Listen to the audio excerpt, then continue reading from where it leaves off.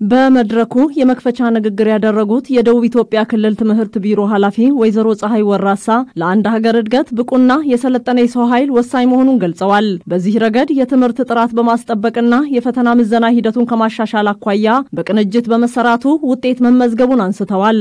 በሀገራችን ብቃት ያለውን የሰው ኃይል ለማፍራት ሪፎርም ተደርጎ እየተተገበረ ያለው የትምህርትና የስልጠና ፖሊሲ ትኩረት ካረጋቸው ዋና አቅጣጫዎች አንደኛው የትምህርት ጥራትና ብቃትን ማረጋገጥ ሲሆን ሁለተኛው የትምህርት ምዘና ጉዳይ ነው። በዚሁ መነሻ በቢሮአችን ትምህርት ጥራት እንዲኖረውና የተማሪዎችን ውጤት ለማሻሻል የሚረዱ በርካታ ጉዳዮች ተከናውነዋል። በተለይም የመምህራን አቅም ግንባታ ላይ በተደራጀ መልኩ ስልጠና በመሰጠቱ ለትምህርት ጥራት መሻሻል ጉልህ አስተዋጽኦ እንደነበረው ነው ኃላፊዋ የገለጹት። የፈተና ምዘና ስርዓቱን ማዘመን የትኩረት አቅጣጫ በመሆኑ ከምዝገባ እስከ ፈተና ሂደት ከደንብ ጥሰት የጸዳ እንዲሆን በርካታ ስራዎች በመስራት በቂ ዝግጅት መደረጉን ተናግረዋል።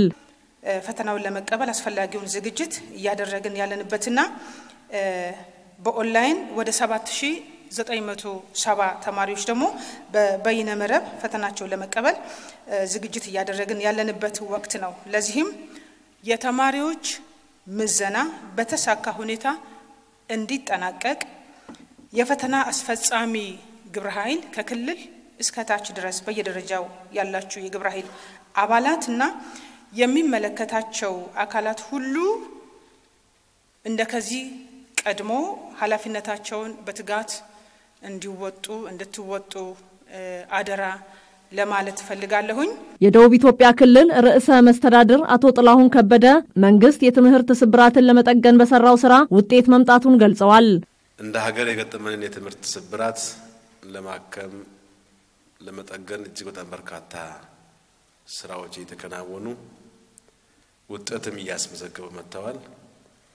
ከምንም በላይ የመጀመሪያ ደረጃ ትምህርት ቤት አካባቢ የሚሰሩ ስራዎች በህዝቡ ባለቤትነት በተለይ ክቡር ጠቅላይ ሚኒስትራችን የትምህርት ለትውልድ ንቅናቄ በይፋ ካስጀመሩ ጊዜ ጀምሮ በርካታ ትምህርት ቤቶችን ማሻሻል፣ ግብዓትን ማቅረብ እንዲሁም ደግሞ ባለቤት ፈጥረን የትምህርት ጥራት ላይ ከውጤት ጋር ተያይዞ ያሉ ችግሮችን ለመቅረፍ እየተሰሩ ያሉ ስራዎች ለውጥ እያመጡ ይገኛሉ።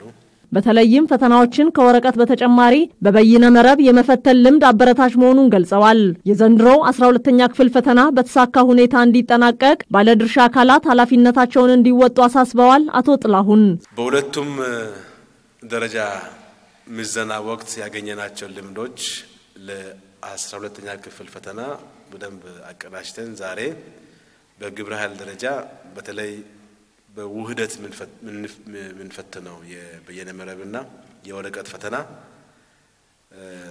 እንዴትና በምን መንገድ ነው ተቀናጅተን ምን መራ ይብለው ምክክር ስለሚያስፈልግ ነው ዛሬ ሁላችንም እዚህ ተገኘናል። ቀድመን እንዘጋጅ። አሁን ጊዜ የለንም።